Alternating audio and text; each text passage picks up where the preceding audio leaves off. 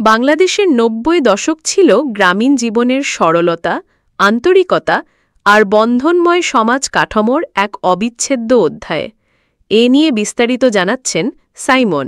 আজকের ডিজিটাল যুগের সঙ্গে তুলনা করলে তখনকার গ্রাম যেন অন্য এক জগৎ। সকালবেলা ভোরের শিশির ভেজা মাঠে ধান কাটার গান, মাটির ঘরে খেজুর রসের হাড়ি, হাটের দিন হলে গরুর গাড়ি বা ভ্যানে চড়ে কৃষক চাষিদের জমায়েত, সব মিলিয়ে গ্রাম ছিল প্রাণচঞ্চল।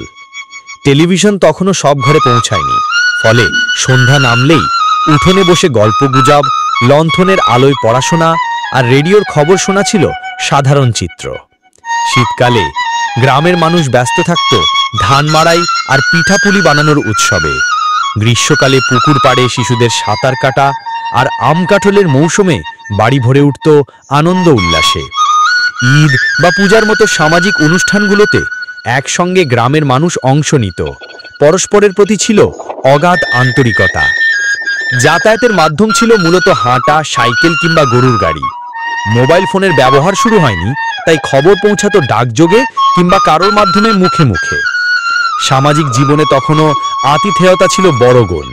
যে কেউ অতিথি হয়ে এলে তাকে খাওয়ানো দাওয়ানো ছিল অভ্যাস। চায়ের দোকান ছিল আড্ডার কেন্দ্রবিন্দু, যেখানে রাজনীতি থেকে শুরু করে কৃষিকাজ সব বিষয়ে আলোচনায় মেতে উঠতেন গ্রামের মানুষ।